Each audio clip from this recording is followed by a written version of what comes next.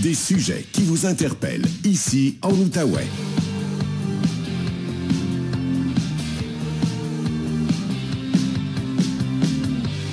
Voici Mathieu Loca. On retrouve, comme à tous les lundis, Patrick Filion, prof au Cégep de l'Outaouais et microbiologiste. Bon lundi, Patrick. Salut, Mathieu. La vaccination va bon train, même dans les écoles. On a reçu, là, les parents, là, une petite indication. Il y a même des sondages. Donc, la machine est partie de ce côté-là. Est-ce que la chaleur pourrait faire en sorte que certains oublient leur rendez-vous? Bien, j'ose espérer que non. Surtout là, que certaines écoles, je crois qu'il y a des transports qui sont organisés. Donc, je pense pas, j'ose espérer. Puis j'ai même vu, là, je ne sais pas si ça va être dans la région de l'Outaouais, mais à certains endroits à Montréal, là, ils allaient accompagner le vaccin d'une petite friandise glacée. Donc, c'est peut-être une raison de plus pour s'y rendre dans des chaleurs comme aujourd'hui. Donc, de se faire gâter un petit peu dans ces circonstances-là. Oui. As-tu l'impression, règle générale, parce que tu parles de friandises glacées, aux États-Unis, il y avait certaines primes ou peu importe.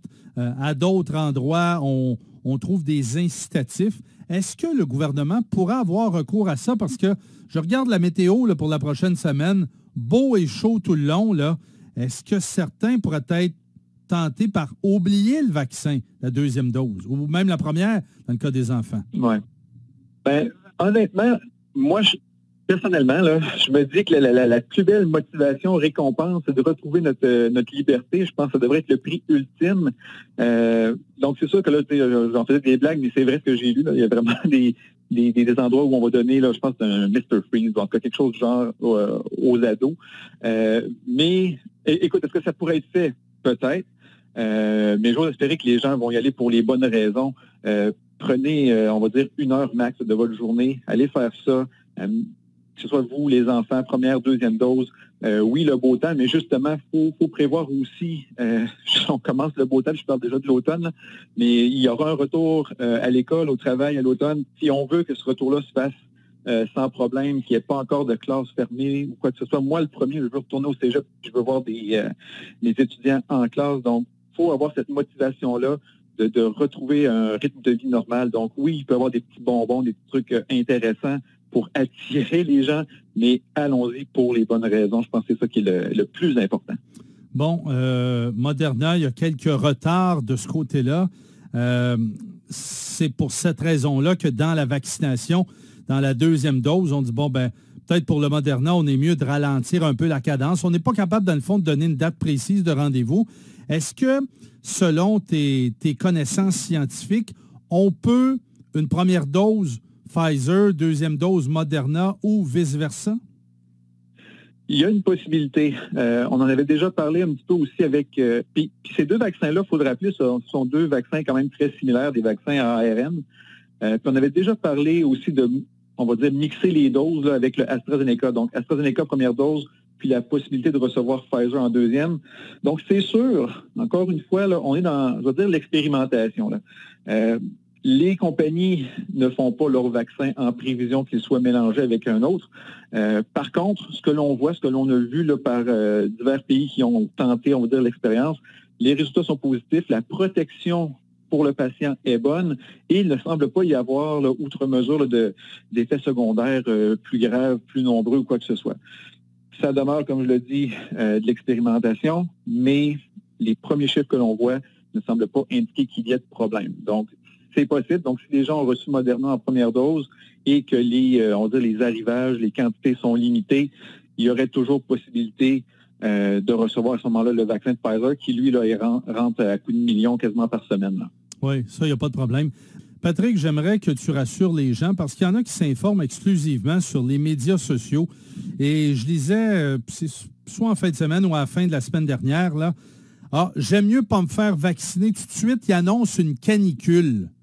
Il n'y a pas de rapport entre la vaccination et une canicule. Non, il n'y a pas de... En termes d'effets secondaires, là.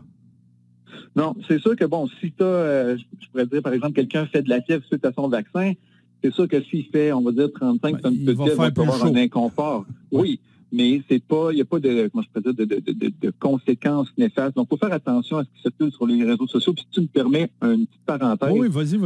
Un de mes élèves qui m'a écrit en fin de semaine, puis il m'a demandé, il dit, est-ce que c'est vrai que après avoir été vacciné, notre bras devient magnétique, un peu comme un aimant. Là, parce qu'il y avait plein de vidéos sur les réseaux sociaux qui circulaient là-dessus, puis c'est totalement faux. Il faut vraiment être alerte, puis faire un petit peu de démarche un petit peu plus scientifique que de regarder une vidéo sur TikTok là, ou sur YouTube, puis se dire « Oh my God, mon bras est rendu magnétique ». C'est vraiment, vraiment pas le cas. Donc, pour la chaleur, la canicule, c'est pas un problème, puis votre bras ne sera jamais magnétique suite à l'injection d'un vaccin. C'est faux. Il y a des avantages aux médias sociaux, mais parfois, là, notamment en matière de médecine, surtout quand on arrive dans une pandémie comme ça, et c'est la première qu'on vit depuis les médias sociaux, là, H1N1, on n'était pas là du tout, loin de là, et le SRAS non plus en 2002. C'est vraiment problématique parce que moi, je l'ai lu comme ça, il y a peut-être des milliers de partages qui ont généré de ça, ou peut-être que la personne l'avait lu ailleurs. Bref, et une simple information comme ça peut te faire perdre 10-15 000 doses en une semaine ou deux, là, de 10-15 000 personnes de vaccinées, malheureusement. Oui, ça peut avoir des conséquences graves. Puis, j'en parlais dans mes classes, justement, cette session, je me disais, je prends un autre exemple, le VIH. Le VIH a été découvert dans les années 80, on était loin de l'informatique, de l'Internet et tout. Je me demande jusqu'à quel point les gens auraient fait circuler plein de trucs vraiment étranges par rapport à ça. On n'aurait pas cru à la transmission. On aurait dit, je sais pas moi, que c'est une conspiration des compagnies qui font des préservatifs pour vendre plus de condoms. On aurait sorti plein de trucs ahurissants. Fait que ça me fait un petit peu peur jusqu'à un certain point. Je pensais qu'avec l'informatique, Internet et tout, les gens allaient être mieux informés. Puis je pense que la désinformation circule plus vite que l'information comme telle. Donc, il y a vraiment beaucoup, beaucoup de travail, justement, comme on le fait présentement, là, pour renseigner les gens, essayer de transmettre la vraie information, parce qu'il en circule des choses, et puis des fois, c'est étourdissant puis épeurant, parce que, justement, ça peut avoir des conséquences graves. Il y a des gens, puis on l'a vu récemment là, avec un chanteur québécois là, qui était plus dans le côté conspirationniste. C'est ça, puis qui est décédé, c'est une catastrophe, c'est malheureux. Moi, je disais ça me faisait mal au cœur. La pauvre personne, la trithérapie, ça ne guérit pas, mais ça te permet d'avoir une bonne qualité de vie. Mais en arrêtant de la prendre, mais malheureusement, son décès a été constaté un peu plus tard. Donc, c'est tous des trucs comme ça qu'il faut vraiment faire attention. Il faut renseigner les gens.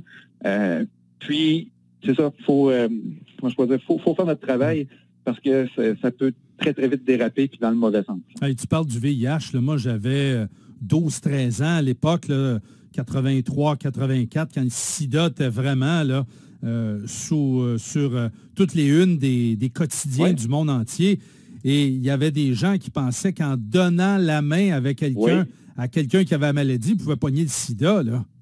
Ah oui, c'était une paranoïa assez grave. Je me rappelle, moi aussi, j'étais peut-être un petit peu plus jeune, mais pas une grosse différence. Mais ça, c'était de serrer la main, les poignées de porte.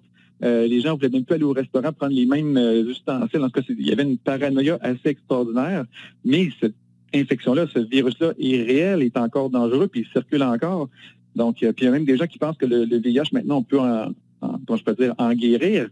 On n'en guérit pas. On maintient un bon niveau de vie avec les médicaments, mais souvent, le virus va se demeurer en nous quand même. Mais bref, c'est ça. C'est toute la désinformation qui circule. C'est ahurissant de voir ça aller. Ton travail est toujours apprécié. Merci, Patrick. Oui, ça fait plaisir. Bonne journée. Patrick Filion, microbiologiste et professeur au Cégep de l'Outaouais.